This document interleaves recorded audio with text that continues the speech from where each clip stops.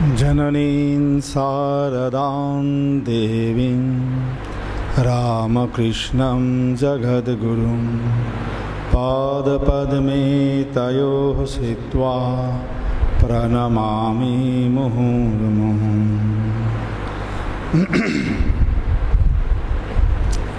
মঞ্চে উপবিষ্ট আমার ভাতৃপ্রতিম স্বামী ভূদেবানন্দ মহারাজ এবং স্বামী কৃষ্ণনাথানন্দজি মহারাজকে জানাই আমার সশ্রদ্ধ নমস্কার ও শুভেচ্ছা ভালোবাসা। আর অধ্যাপিকা সবুজকলি সেন, তাকেও জানাই আমার সশ্রদ্ধ নমস্কার। আর সামনে উপস্থিত ঠাকুর মা স্বামীজির সন্তানদের জানাই আমার নমস্কার। আজকে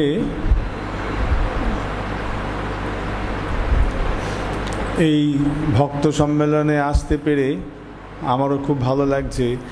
এতজন মানুষ, আমি প্রথমে দেখে ভেবেছিলাম যে এত তাড়াতাড়ি ভক্ত সম্মেলন শুরু হয়ে যাবে, তো এখানে এসে দেখছি বা আমরা তো সবাই সকলে বেশ এসে হাজির হয়ে গেছেন। খুব সুন্দর দেখে আমার খুব ভালো লাগছে, আনন্দ লাগছে। এখনকার দিনে একটা ট্রেন্ড হয়েছে যে সকালবেলা 10টার আগে সকাল হয় না নাকি, তো অনেক দেরি হয়ে যায় উঠতে, সব দিনের সমস্ত কাজটাই পিছিয়ে যায়। তো যাক, এখানে এই এত সকাল সকাল বেশ সুন্দরভাবে সবাই এসে উপস্থিত হয়েছেন দেখে খুব ভালো লাগছে। আমাদের প্রত্যেককে আমার নমস্কার এবং ধন্যবাদ জানাই। আজকে এই ভক্ত সম্মেলনে ভক্তরা এসে উপস্থিত, ভক্তদের নিয়েই কথাবার্তা। আর বিষয় হলো আজকে জীবে প্রেম করে যেই জন সেই জন সেবিছে ঈশ্বর। শ্রী শ্রী ঠাকুর একদিন দক্ষিণেশ্বরে বসে আছেন, আরও সব ভক্ত পরিবেষ্টিত হয়ে, সেখানে তার অন্তরঙ্গদের মধ্যেও কেউ কেউ রয়েছেন। সেখানে বৈষ্ণব ধর্মের সার কথা নিয়ে আলোচনা চলছিল। তো ঠাকুর বললেন যে বৈষ্ণব ধর্মের সার হলো নামে রুচি, জীবে দয়া আর বৈষ্ণব সেবা। বলতে বলতেই তারপরেই জীবে দয়া কথাটি বলতে বলতে তিনি থেমে গেলেন, অন্তর্মুখ হয়ে গেলেন তিনি। খানিকক্ষণ বাদে আবার বাহ্যভূমিতে ফিরে এসে বললেন, দয়া করার তুই কে? দয়া নয়, শিব জ্ঞানে জীব সেবা, শিব জ্ঞানে জীব সেবা। তো সেইখানেতেই নরেন্দ্রনাথও উপস্থিত ছিলেন। নরেন্দ্রনাথ সেই কথাটি শুনে বলে উঠলেন যে আজ একটা নতুন কথা শুনলাম, ভগবান যদি দিন দেয় তো এইটির কাজে পরিণত করার চেষ্টা করব। পরবর্তীকালে স্বামী শারদানন্দজি মহারাজ তিনি বলছেন যে সেই সময়েতে আমরা অনেকেই উপস্থিত ছিলাম, ঠাকুরের সেই কথার আমরা অত বুঝতে পারিনি কিছু, তেমন অনুধাবন করেছিল একমাত্র নরেন।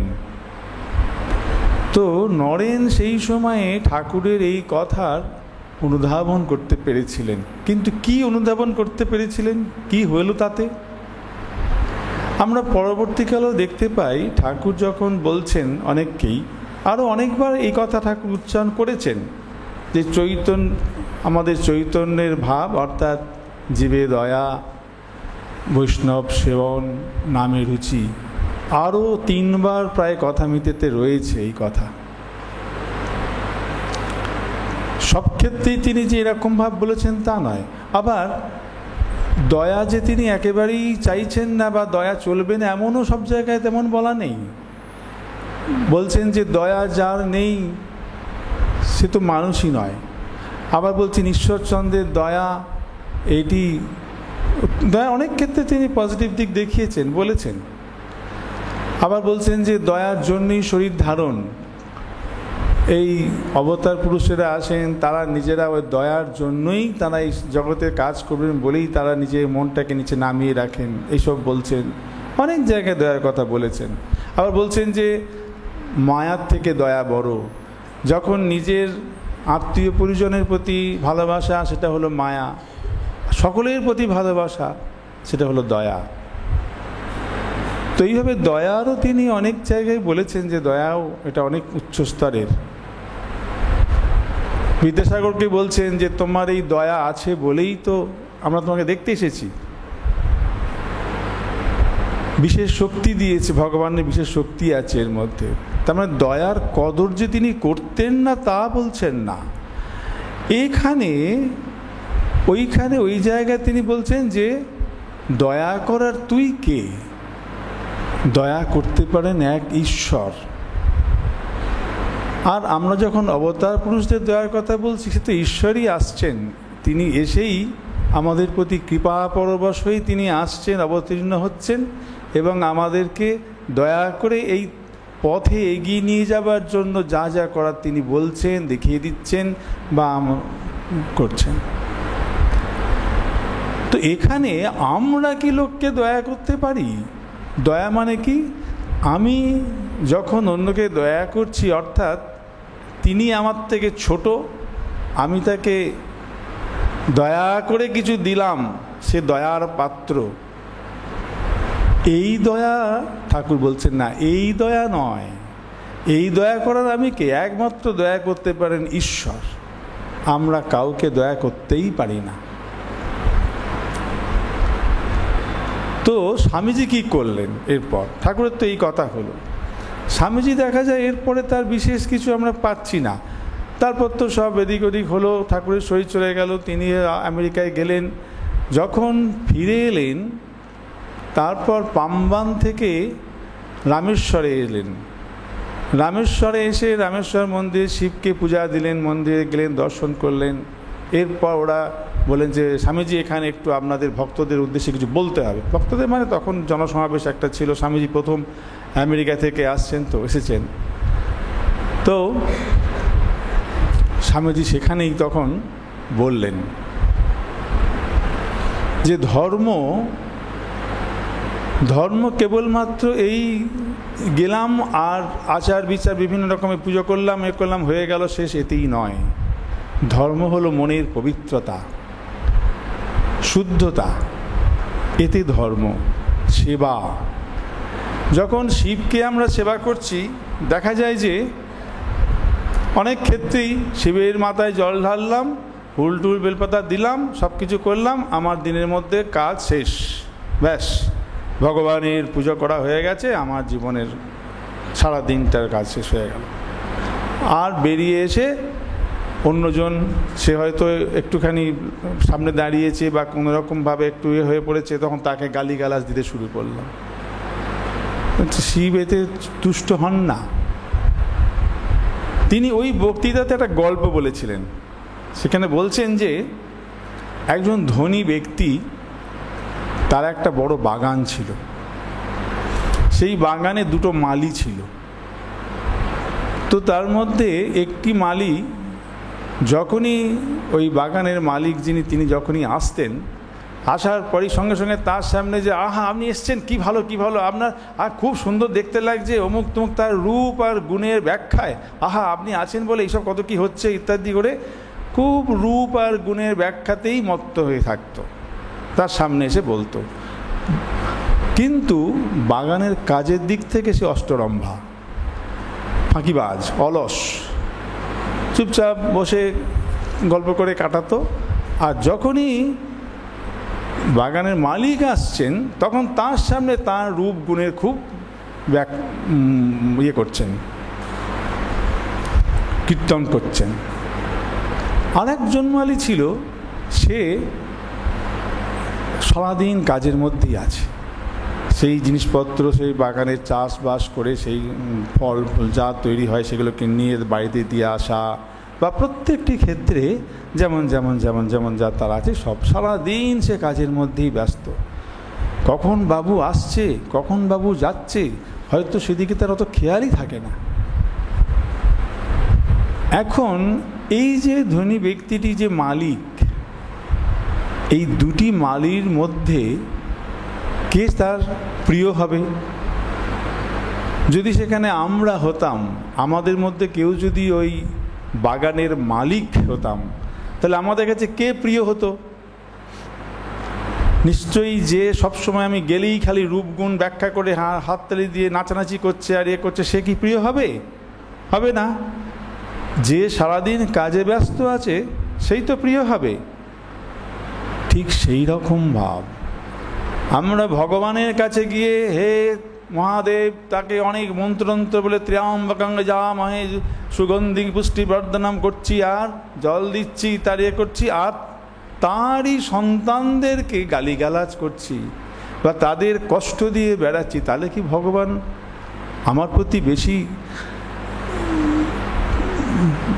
বেশি প্রিয় হবেন? তা তো হবেন না। ঠিক তাই এখানে স্বামীজি তাই বলছেন যে ভগবান শুধুমাত্র এই পাথরটার মধ্যে বা মন্দিরের মধ্যে রয়েছেন তা তো নয়, তিনি তো সর্বভূতে বিদ্যমান। এই কথাটি এসেছে স্বামীজি যখনই ঠাকুর বলেছেন যে সেবা, শিব জ্ঞানে জীব সেবার কথা যখনই বলেছেন, তখন সঙ্গে সঙ্গে স্বামীজির মনে কি হলো, যারে এ তো বেদান্তের কথা, যে বেদান্তের কথাগুলিকে নিয়ে আমরা ব্যবহারিক ক্ষেত্রে প্রয়োগ করতে অতটা ভালো করতে পারি না। আমরা অদ্বৈত বেদান্তের কথা বলতে গেলে কি বলছি, যে তিনি সেই এক একাংশাদ বিপ্রা বহুদা বদন্তি, এক সেই সৎ বস্তু আছেন, সেই পরমাত্মা, আর আমাকে সেই পরমাত্মাকে রিয়েলাইজ করতে হবে, আমিও সেই আত্মাই। এরকম জগতে আর দ্বিতীয় কোনো বস্তু নেই, সেই এক আত্মাই রয়েছেন, ইত্যাদি ইত্যাদি। তখনকার দিনে সব এই বেদান্তের কথা, ছোট ছোট ছোট ছোট স্কুল ছিল, সেখানেতে তপবন ইত্যাদি এখানে কথা হচ্ছে, বা অন্যান্য এখনও পর্যন্ত বনের মধ্যেই বা একরকম মানে গোপনেতে সব ওই ছোট ছোট টোলের মধ্যে বা পণ্ডিত মহলেতেই সীমাবদ্ধ। কিন্তু জগতে ব্যবহারিক ক্ষেত্রে কোনো প্রয়োগ আমাদের দেখতে পাই না। স্বামীজি প্রথম এই কথাকে তুলে নিয়ে আসলেন এখানে, অর্থাৎ তিনি ভাবলেন যে এই বেদান্তের কথা, বেদান্তকে নিয়েই এই ব্যবহারিক জগতে কিভাবে প্রয়োগ করা যায়, প্র্যাকটিক্যাল বেদান্ত। তিনি যখন হিন্দু ধর্ম সম্বন্ধে যখন বলছেন, তখন বলছেন যে হিন্দু ধর্মের সারটা কি? হিন্দু ধর্মের সারই হচ্ছে যে আমি হলাম জ্ঞান স্বরূপ, পবিত্রতা স্বরূপ, সেই এক আত্মা। আমার মধ্যে আমি দেহ নই, মন নই, আমার মধ্যে যে দেহ মন ছাড়া যে সত্তা রয়েছে, এই যেমন ধরুন এটা কি কাঠের জিনিস তো, যাই হোক, চেয়ার টেবিল রয়েছে এখানে, এটা রয়েছে, এই সবগুলো সত্তা কি? এর সত্তা কি না? কাঠ। কাঠ ছাড়া এর মধ্যে আর কিছু নেই তো। চেয়ারটার মধ্যেও যা শুধু কাঠ, টেবিলটার মধ্যেও কাঠ, এটার মধ্যেও কাঠ। অর্থাৎ এই যে সব দেখতে আলাদা, নাম আলাদা বটে, কিন্তু এর সত্তা হলো এক কাঠ, কাঠ ছাড়া আর কিছু নাই। ঠিক সেই রকম আমরাও এই যে দেখছি, আমরা বসে রয়েছি, এই কতজন, এত মানুষজন আরও বাইরে ঘোরাঘুরি করছে, এই যে আমাদের জীব, এই জীবের সত্তা কি? এই দেহটি মনটি বাদ দিয়ে ভিতরে রয়েছে এক সত্তা রইল, সে আত্মা, সেই চৈতন্য স্বরূপ, সেই এক আত্মা। সেই আত্মা যেমনভাবে এর মধ্যেও যে কাঠ, ওর মধ্যেও সেই কাঠ, ওর মধ্যেও তাই কাঠ, ঠিক সেরকম আমার মধ্যেও যে আত্মা, আপনার মধ্যেও সে আত্মা, ওর মধ্যেও সে আত্মা, প্রত্যেকের মধ্যে সেই একই আত্মা, একই জন রয়েছে, একই। কিন্তু আমরা মনে করছি যে আমাদের এই কেন, আমি তো অমুক চন্দ্র, তমুক ইত্যাদি। এই যে আমরা নিজেকে দেহ বলে মনে করছি, কখনো নিজেকে মন বলে মনে করছি বলেই তখনই আমার আলাদা চাওয়া পাওয়া ইত্যাদি এইসব নিয়ে মত্ত হয়ে রয়েছি। আমার যখনই আমার স্বার্থে ঘা লাগছে, তখনই আমি ফোঁস করে উঠছি এই দেহটাকে নিয়ে আমি। কিন্তু আবার চিন্তা করে দেখুন, আমাদের এই দেহ, যে দেহ নিয়ে আমরা জন্মগ্রহণ করেছিলাম, সেই দেহটা কি এখন আছে? বিজ্ঞানের ভাষায় বলতে গেলে আমাদের তো সেই সেল আর টিস্যু, সেগুলো তো সব মরে গেছে, এখন সব তো নতুন নতুন সেল টিস্যুরও চেঞ্জ হচ্ছে। অতএব সেই শরীরটা, সেই সেল, সেই টিস্যু, সে কিছুই নাই, সব চলে গেছে, সব নতুন হয়ে গেছে। যে মনটাকে নিয়ে আমরা এসেছিলাম জগতে, সেই মনটা কি আছে? তারপর কত গেছে এর উপর দিয়ে, আমরা বাল্য গেছে, কৈশোর গেছে, যৌবন গেছে, হয়তো এখন বৃদ্ধ হয়েছি, বা সমস্ত মনটাও চেঞ্জ হয়ে গেছে। আজকে একরকম মন, কালকে আর এরকম মন হয়ে যাচ্ছে, সেই মনটাও নেই। অর্থাৎ আমি যখন জন্মগ্রহণ করেছিলাম সেই শরীরটাও নেই, সেই মনটাও নাই, কিন্তু আমি আছি, আমি আছি এবং আমি থাকবো। কখনো জেগে আছি তখন একরকম আমি, যখন ঘুমাচ্ছি তখন আর একরকম আমি, তখন স্বপ্ন দেখছি তখন মনে হচ্ছে কোথায় সব, এসব কিছুই নাই, তখন একরকম জগৎ। আবার যখন জেগে উঠছি তখন মনে হচ্ছে ও এতক্ষণ স্বপ্ন দেখছিলাম বুঝি, তাহলে তো ওটা ঠিক ছিল না, ওটা তো ভুল, ওটা স্বপ্ন। প্রত্যেক দিন আমাদের এরকম বা সৃষ্টি বিনাশ হচ্ছে এক একটা ক্ষেত্রে।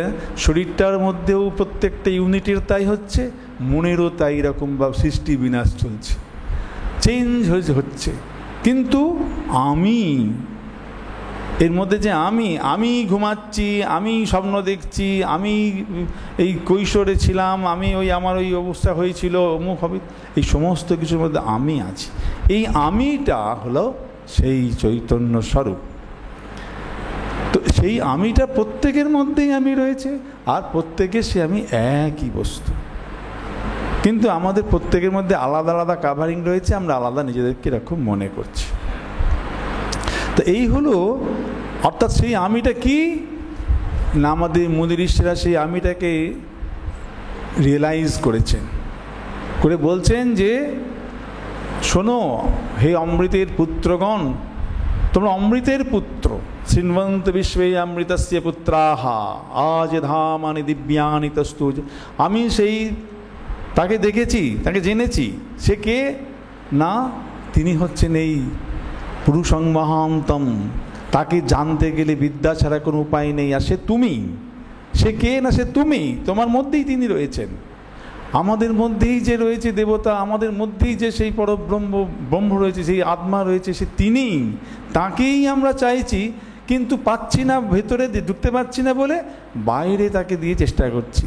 তো বাইরে ভগবানকে রেখে যে এরকম ভাব তিনি সৎ স্বরূপ, এরকম দেখে তাকে পুজো করছি। মানে কি পুজো করছি? তাকে নয়, তাকে উদ্দেশ্য করে সেই আসলে পুজো করছি সেই ভগবানকে, সেই পরব্রহ্মকেই পুজো করছি, সেই আত্মাকেই পুজো করছি, যাকে আমি পেতে চাই বা যাকে যাওয়াই আমার জীবনের উদ্দেশ্য। তাই জন্য তাই বলছেন স্বামীজি, বলছেন যে এই শুধু শিবের মাথায় জল ঢাললেই হলো না, অর্থাৎ প্রত্যেকটি যে তার সন্তানদের মধ্যে তিনি রয়েছেন, প্রত্যেকের মধ্যে যে শিব রয়েছেন, সেই শিবকে যদি অবহেলা করি আর এমনি মন্দিরের মধ্যে একটি শিবের মাথায় জল ঢালি, তাতে শিব সন্তুষ্ট হবেন না। তাহলে শিব কখন বেশি সন্তুষ্ট হবেন? যে শিবের কাজগুলো করছে, শিবেরই সন্তানদেরকে ভালোবাসছে। তো স্বামীজি ওই রামেশ্বরমেতে গিয়ে এই বক্তৃতা দিলেন, দিয়ে বললেন যে নিঃস্বার্থপরতাই হলো ধর্ম। ধর্মের প্রধান হলো নিঃস্বার্থপরতা। যদি আমি সবসময় আমার চাই, আমার চাই, আমার আমার আমার আমার আমার বলতে কিছুই নেই, অথচ আমরা আমি আমি আমি আমি আমি করে মরছি। আমরা জীবনে কত দুঃখ কষ্টের মধ্যে চলছি, কেন না? ও আমার কথা শোনে না, আমি বললাম এরকম করতে, ও এরকম করলো না। আচ্ছা, ওর এরকম কথা বলা উচিত ছিল আমাকে এরকম কথা বলা উচিত ছিল না, আমাকে এরকম করে আমার কষ্ট হলো না, আমার ওইটা কখনো বলা উচিত নয়। এই খালি অন্যজন আমাদের কি বলছে সেটা আমি চাই না, অথচ সে বলছে, সেই জন্য আমার মনে রাগ হচ্ছে, আমার মধ্যে কষ্ট হচ্ছে, অপমানিত বোধ করছি, ইত্যাদি হচ্ছে। তার মানে আমরা সবসময় যেন আমাদের একটা এক্সপেকটেশন নিয়ে চলছে, আমার কিছু চাই, সবসময় চাই, চাওয়াটা না পেলেই তখনই ব্যাস সব গণ্ডগোল হয়ে গেল। অথচ দেখুন আমাদের যে মন সেটি আমারই মন, আমার মনকে আমার কন্ট্রোল নেই। এখানে বসে আছি, দেখুন মন চলে যাচ্ছে অন্যদিকে, আমি ইচ্ছা করলেও দিতে পারছি না। মাঝে মাঝে বাড়িতে চলে যাচ্ছে, হাটে বাজে, আজ এই কাজটা বাকি ছিল, করা হলো না, চলে এলাম তো সকালে, কি জানি বাড়িতে ও করছে তো, আচ্ছা ও তো গেছে, এখন এলো কি না কি জানি, বিভিন্ন চিন্তার মধ্যে মন চলে যাচ্ছে, না চাইলেও চলে যাচ্ছে। অর্থাৎ নিজের মনটাই আমার কন্ট্রোলে নেই, অথচ আমি চাইছি যে আমার সামনে সবাই, অন্যরা সব আমার কন্ট্রোলে থাকবে, আমি যেমন চাইবো তেমন হবে। বাস্তবিক কোনোদিনই হবে না। সেই জন্য যত দুঃখ, যত কষ্ট আমাদের, খালি খালি আমরা অন্যের তখন দোষ দেখে ফেলি, যে মনে করি যে এই ও এটা করলো বলে এরকম হলো, ওই আমাকে এরকম বললো এরকম, মানে সব দোষটা অন্যের ঘাড়ে চাপাতে চাই। তার মানে আমি যেটা চাইছি সেটা পাচ্ছি না, তার জন্যই ও তাকে দোষ দেওয়ার চেষ্টা করছি। তো এইখানেতে যখন আমরা এই শিব যদি হয়, সকলের মধ্যে যদি শিব হয়, তাহলে পরে কি হবে? আমিও শিব, আর আমার সামনে যারা আছে তারাও শিব। প্রত্যেকের মধ্যে সেই এক সত্তা, সেই এক আত্মা, তিনিই হলেন সেই সর্বজ্ঞ, সর্বব্যাপী, সর্বভূতের মধ্যে তিনি রয়েছেন, সেই এক আত্মা, তিনিই হলেন শিব, সেই শিব। স্বামীজি তখন এইটা বুঝেছিলেন ঠাকুরের কথার মর্মবাণী। সেই জন্য পরবর্তীকালে তিনি যখন সংঘের আমাদের মিশনের প্রতিষ্ঠা হলো, তখনও তিনি বললেন যে এই আমাদের হচ্ছে কি না, ওই বহুজন হিতায় বহুজন সুখায় তিনি এই মিশনের স্থাপন করলেন। আর আত্মনামোক্ষার্থম জগদ্ধিতায় চ, এই মধ্যে ওই সেবা ধর্ম রেখে দিলেন। এই সেবা মানে কি? শিব জ্ঞানে জীব সেবা, এখানে বলতে গিয়েও স্বামীজি পরবর্তীকালে বলছেন যে সেবা, সেবা নয়, পূজা। আমি আর কোনো শব্দ পাচ্ছি না, স্বামীজি বলছেন আর কোনো শব্দ পাচ্ছি না মনের ভাব বোঝানোর জন্য যে এটি পূজা, সেবাও নয়, পূজা। আমি কোনো একটা কাউকে মনে হলো যে আচ্ছা ঠিক আছে, ও গরিব লোক, এই আনে রে, এটা নিয়ে নে, যা, এই এটা কিন্তু ব্যবহার করবি, হ্যাঁ, এর আগে এখানে বসবি না, আর আসবি না, যা, কি না আমি তাকে দিয়ে কৃতার্থ করলাম, ওটা তো সেবা হলো না, পূজা হলো না। তাহলে সেবাটা কীরকম হবে? না, স্বামীজি বলছেন যে যেমন আমরা দেবতাকে পুজো করি, শিব ঠাকুর বসে আছেন, শিবের মাথায় আমরা বেলপাতা দিয়ে পুজো করি, ওখানে আবার তুলসী পাতা চলবে না, বেলপাতা দিয়ে পুজো করলাম, ফুল বেলপাতা দিয়ে শিবকে পুজো করছি। নারায়ণকে যখন পুজো করছি তখন আবার তুলসী পাতা ফুল দিয়ে পুজো করছি। তাহলে শিবের জন্য বেলপাতা আর নারায়ণের জন্য তুলসী পাতা, আলাদা আলাদা ব্যবস্থা আছে। ঠিক সেই রকম ভাব এই মানুষের মধ্যে যার যা প্রয়োজন, যার যা প্রয়োজন, ক্ষুধার্ত, যে সামনে আমার সব শিব বসে আছে, শিবেদের মধ্যে যিনি ক্ষুধার্ত শিব, তাকে খাবার দিয়ে সেবা করা। আর আমি যখন পুজো করছি, যখন শিবকে যখন বেলপাতা দিয়ে পুজো করছি, তখন কি আমি কখনো এরকম মনে করি যে তাকে পুজো করে আমি তার উপকার করে দিলাম? শিবের কি আমরা উপকার করে দিচ্ছি, বা নারায়ণের কি আমরা উপকার করছি বলে পুজো করছি? তা তো নয়। তার প্রীতির জন্য, অর্থাৎ আমি আমার উপকারের জন্য তার সেবা করছি, তার পুজো করছি। এখানেও ঠিক তাই। এই নিষ্কাম কর্মযোগের ভাবই হলো এইটা, অর্থাৎ আমার উপকার, তার উপকার তো পরের কথা, সে তো বাই প্রোডাক্ট, কিন্তু তার সেবা করছি কেন না আমার উপকারের জন্য। তিনি দরিদ্র হয়ে আমাকে তার সেবা করার সুযোগ করে দিয়েছেন বলে আমি গর্বিত, এই হলো ভাব। অর্থাৎ এখানেতে আমার নিজের উপকার, তার উপকার নয়।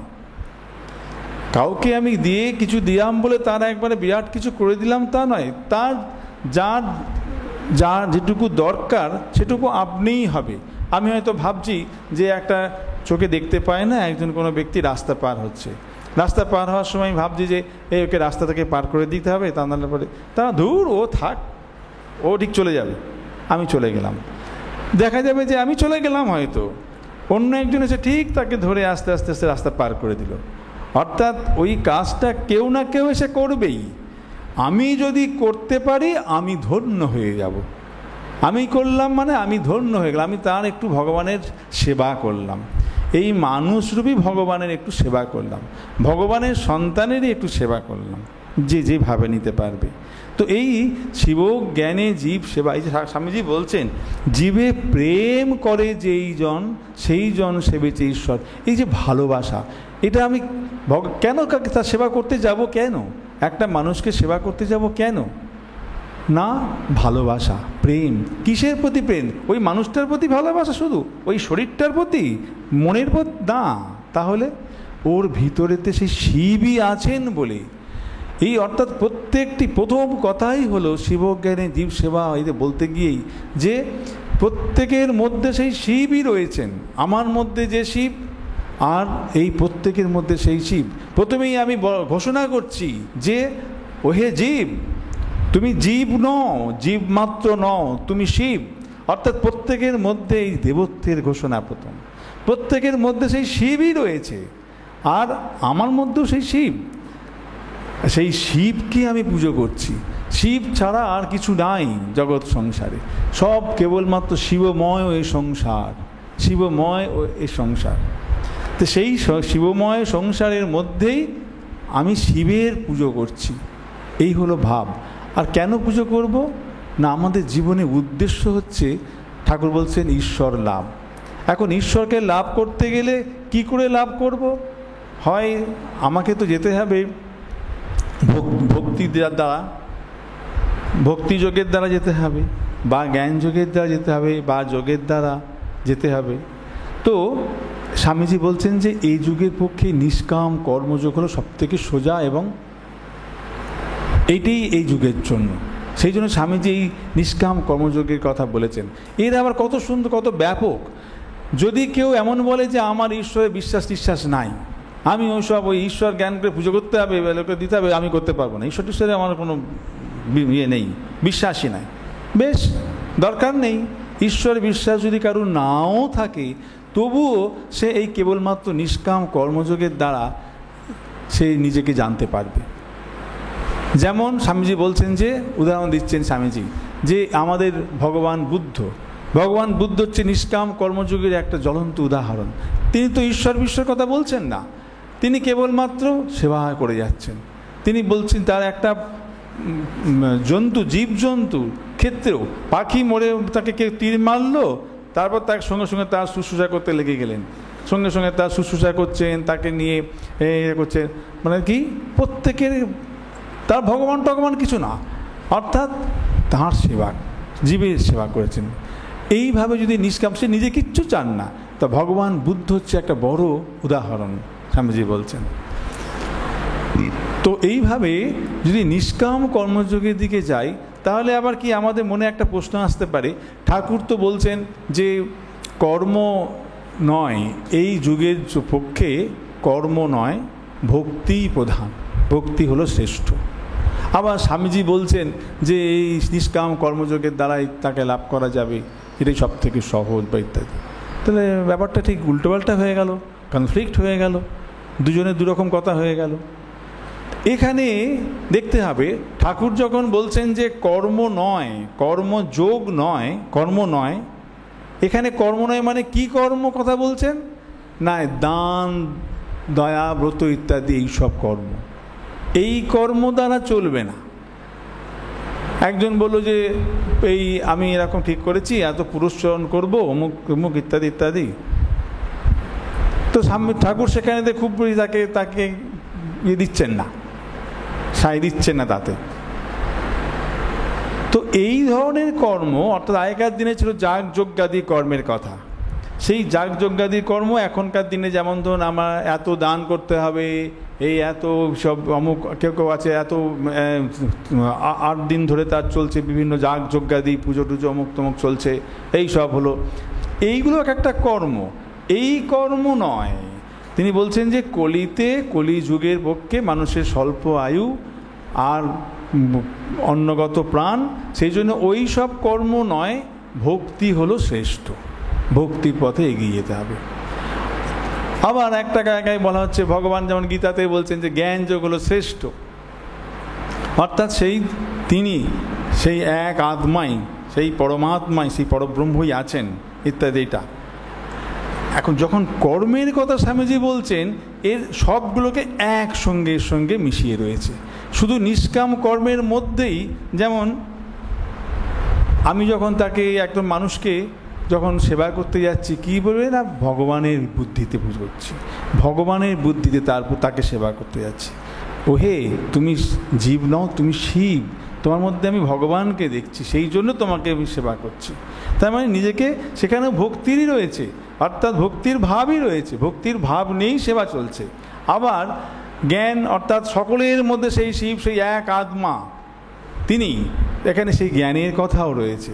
আবার কর্ম সবসময় বসে বসে তাকে নিজে ধ্যান করে কাটাতে পারছি না, পারা যায় না, সেই জন্য এই সেবার কাজ করছি যখন, তখন এটা সহজ হচ্ছে। আমরা বসে যখন জপ ধ্যান করতে যাই, দেখা যায় যে মন সবসময়তে একবার এদিক থেকে ওদিক, ওদিক থেকে সেদিক চলে যাচ্ছে। অনেকেই বলি যে মহারাজ এরকমভাবে জপ করতে তো বসি, কিন্তু মন এত চঞ্চল যে কিছুতেই সেটাকে স্থির করতে পারছি না, তাহলে কী করব? এই যে আমাদের বড় সমস্যা, মানে একভাবে যে মনকে বসে একাগ্র করব, সেই রকম করার মতন আমাদের ক্ষমতা নেই। সারা দিন বিভিন্ন কাজের মধ্যে রয়েছি, সেই বিভিন্ন কাজের মধ্যে যখন আছি, সেই কাজগুলোর ক্ষেত্রেও তাই হচ্ছে। একটা কাজ করার পর মনে হচ্ছে যে ওহো এটা এরকম না করে এরকম করলে তো ভালো হতো, ওহো একে এটা না বললে তো ভালো হতো এটা। তার মানে কি, যখন যে কাজটা করছি সেই কাজেতেও পুরো মন নেই গো। আর জপ ধ্যানের সময় পুরো মন আসবে কী করে? ওই জন্য স্বামীজি বলছেন, যখন যে কাজটা করবে সেই কাজটাই পুরো মন দিয়ে করার চেষ্টা করতে হবে। আর তার এই জন্য কী হচ্ছে, যখন আমরা ওই কাজ ঠিক মতন সৎভাবে করব, সৎ কর্ম করব, এই নিষ্কাম কর্ম, সেবা, অন্যের সেবা যতটুকু পারা যায়, যেটুকু সেবা, একজনকে মানুষ আমার কাছে সবসময় টাকা পয়সা দিয়ে করতে হবে বা খাবার দিয়েই করতে হবে এরকম তো নয়। একজন মানুষ যাচ্ছে, সেই মানুষটির ঝট করে লাঠিটা পড়ে গেছে, একটু কুড়িয়ে দিলাম, এরকম তো সেবা। একটা মানুষের সঙ্গে একটু ভালো ব্যবহার করলাম, সে মানুষটি কেউ জিজ্ঞাসা করছে যে যেরকম আচ্ছা দাদা এটা ওখানে কি হয় বা কিভাবে যাব, সুন্দর ব্যবহার করে তার সঙ্গে একটু কথা বললাম, এটাও তো সেবা।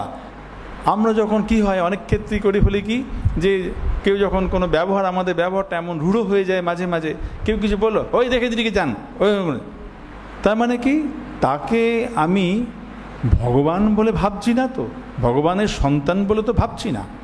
সেই জন্য সে অন্য একজন ব্যক্তি খালি আমাকে ডিস্টার্ব করছে, এই যে আমাকে ডিস্টার্ব করছে, আমার স্বার্থপর বুদ্ধি রয়েছে, সেই জন্যই তার প্রতি আমাদের এরকম কটূক্তি হয়ে যায়। তখন তাকে আমরা এরকমভাবে তার উল্টোপাল্টা ব্যবহার করতে শুরু করি আমরাও। তো এখানেতে যখন আমরা আমাদের ভাবটা ওই রকম হবে, অর্থাৎ যখন আমরা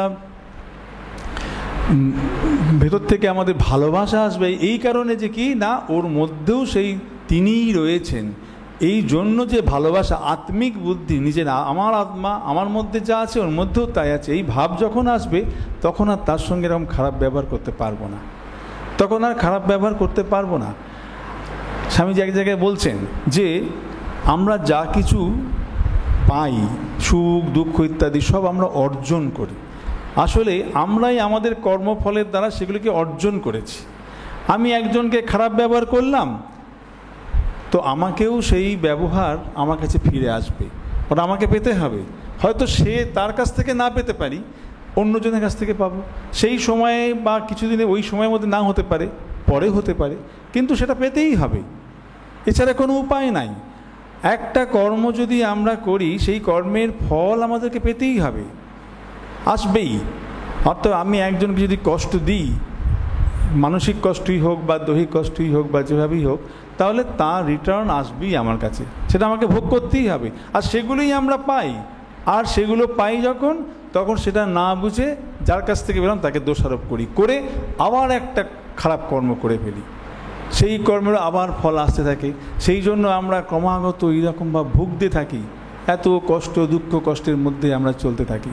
তাই জন্য মা বলছেন, বাবা খুব সাবধানে জীবনযাপন করতে হয়, আমি যা বলবো, আমি যা করব, যেন অন্যের কষ্টের কারণ না হই আমি।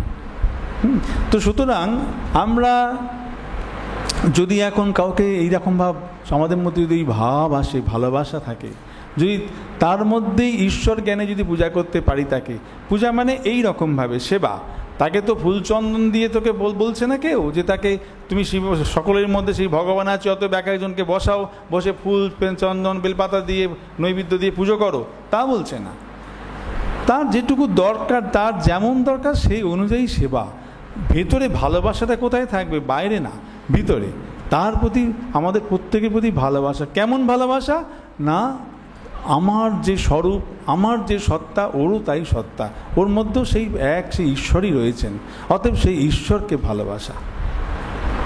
আর আরেকটা জিনিস দেখা যায়, যখন আমাদের ঈশ্বরের প্রতি সত্যি সত্যি ভালোবাসা হয়, তখন প্রত্যেকের মধ্যেই, প্রত্যেককেই তখন কারুর মধ্যে খারাপ ব্যবহার করতে ইচ্ছা যায় না। আপনি এমনিই তখন দেখা যায় যে ব্যবহার বা ইত্যাদি আমাদের লোকে সব ভালো হয়ে যায়, তখন আপনিই ভালো হয়ে যায়। আমাদের দেখা যায় যে এই যে ভগবান ঠাকুর যে বলেছেন যে আমাদের জীবনের উদ্দেশ্য হলো কি ঈশ্বর লাভ। এখন যদি কেউ এই জ্ঞানের পথ দিয়ে যায়, গিয়েও যখন সে ব্রহ্মজ্ঞান লাভ করবে, শেষে কি দেখবে, তার কি হবে না, সে দেখবে যে প্রত্যেক বস্তুতেই সে এক ব্রহ্ম। শারদানন্দজি মহারাজকে জিজ্ঞাসা করলেন, ঠাকুর তুই কি চাস? বলে সর্ববস্তুতে ব্রহ্ম দর্শন করতে। সে তো শেষের কথা, তবে তোর হবেই। তো পরে সদমাজের হয়েছে, সদমা দেখছেন প্রত্যেকের মধ্যে সেই ব্রহ্মই, এক পরব্রহ্মই রয়েছে, ব্রহ্মই সর্ববস্তুতে রয়েছেন। অর্থাৎ শেষ কথা হলো সর্ববস্তুতে ব্রহ্ম দর্শন। ঠাকুরকে আমরা দেখছি, ঠাকুর যখন মায়ের পূজা করছেন, মাকে প্রথম ভাবছে, মা তুই কি এই মৃন্ময়ী, তুই কি চিন্ময়ী নস, কেবলমাত্র পাথরের মূর্তি? তারপর আস্তে আস্তে আস্তে তার ব্যাকুলতা বাড়ছে, ব্যাকুলতা হতে হতে তারপর মাকে দেখছেন। যখন মাকে দেখলেন যে তিনি চিন্ময়ী, তখন দেখছেন যে মাও চিন্ময়ী।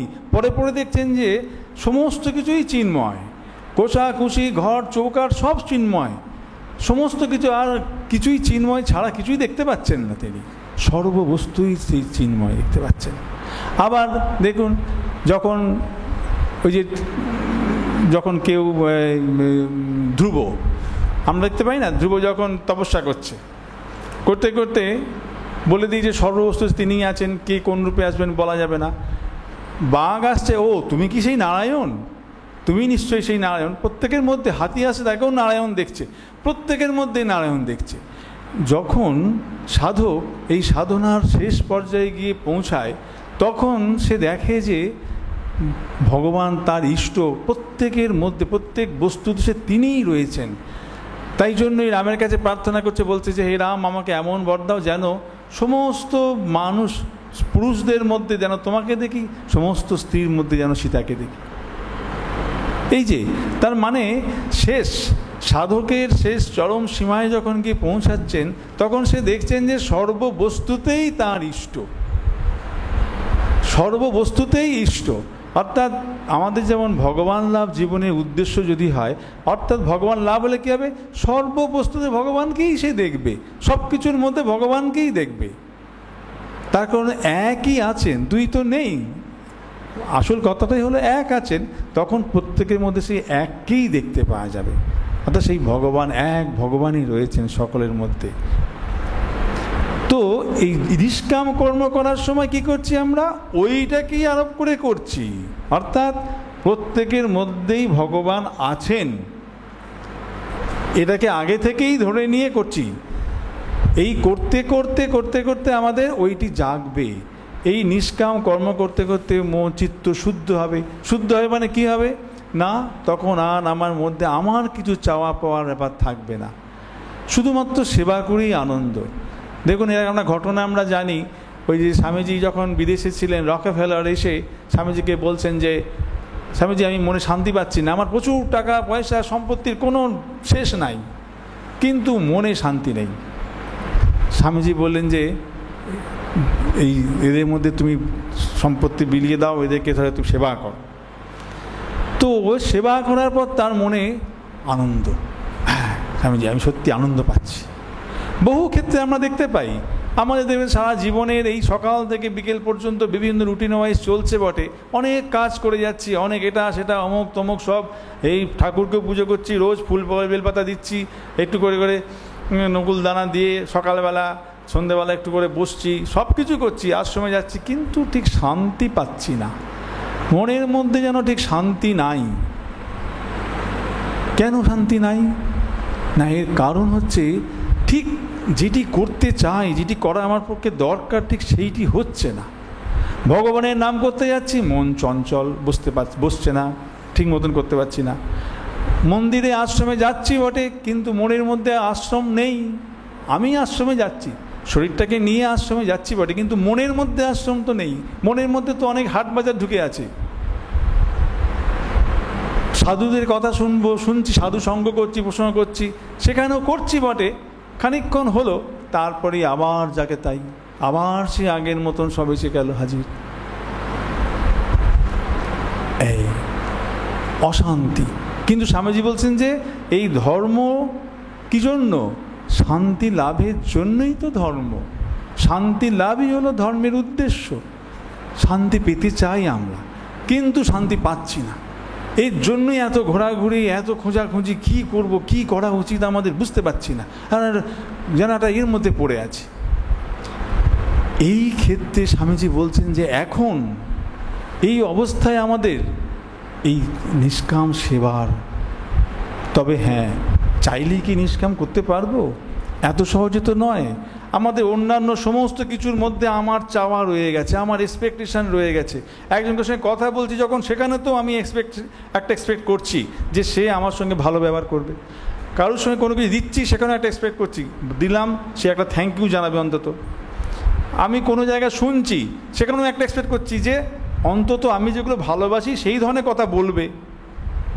প্রত্যেকটা ক্ষেত্রে আমাদের একটা এক্সপেকটেশান রয়েই গেছে। সারা জীবনে সারা দিনে 24 ঘন্টার মধ্যে দেখুন, আমরা আমাদের কিছু চাওয়া ছাড়া আমরা এক মুহূর্ত থাকতে পারছি না। এই রকম পরিস্থিতিতে এই নিষ্কাম কর্মযোগী করতে পারি? এটাই হলো সাধনা। আসলে সহজাত আমাদের যে প্রবৃত্তি আছে, সেই অনুযায়ী আমরা যেমন চলছি, এটা তো সহজাত, এরকম চলবো, এটা ঠিক আছে, এরকম চলছি, এটা বুঝতে পারছি আমরা যে আমরা এরকম চলছি, কিন্তু এরকম চলার কথা নয়। তাহলে আমাদের কি করতে হবে না, এর পরে হচ্ছে আমাদেরকে, তাহলে এরকম নয়, আমাদেরকে ওই দিকে যেতে হবে। তার জন্য কী করতে হবে? এই স্বামীজি বলছেন, যখন যেখানে যেটুকু পাচ্ছি একটু সেবা করলে, তখন তো আলাদা করে যে পড়তে হবে কি আলাদা করে ধ্যান করতে হবে, সেটা আরও কঠিন ব্যাপার। কিন্তু কাউকে একটু হেল্প, একটু সাহায্য করার মতন, একটু সেবা করার সময় শুধু মনে মনে ভাবা, আমি কিন্তু কিছু চাই না, এটি সেই ভগবান। একটি সাধু আরেকজন সাধুকে নিয়ে মন্দিরে যাচ্ছে। তো সেই সাধুটি ভীষণ রাগী, খুব রাগী। তো একটুখানি এদিকে এরকম করছে কেন, এদিকে কেন, এরকম খালি বকে। তো সেই জন্য কেউ তাকে হেল্প করতে চায় না, নিজেদের চায় না। তো এখন সাধু মন্দিরে যাবে, তো এখন আরেকটি ব্রহ্মচারী সে তখন যাচ্ছে। তো সে জানে যে যখন তখন বকেটাকে দেবে নমুক্ত ইত্যাদি, কিন্তু সে যখন যাচ্ছে তখন ভাবছে যে আমি ঠাকুরকেই ধরে ধরে নিয়ে যাচ্ছি, ঠাকুরকেই ধরে ধরে নিয়ে যাচ্ছি।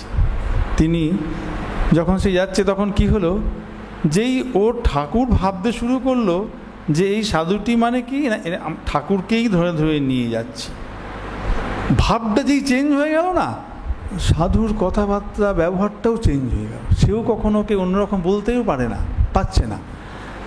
তো ঠিক সুন্দর করে নিয়ে গিয়ে বসালো, বা যেমন যেমন ঠাকুর প্রণাম সে করলো, আবার তাকে নিয়ে যাচ্ছি, যেন ঠাকুরকেই ধরে ধরে নিয়ে যাচ্ছি। এর ফলে কী হলো, তার মনে একটা আনন্দ, মনে একটা আপনি একটা আনন্দ। কেন? শুদ্ধ ওই ভাবটুকুর জন্য একটু ভেবেছে মাত্র।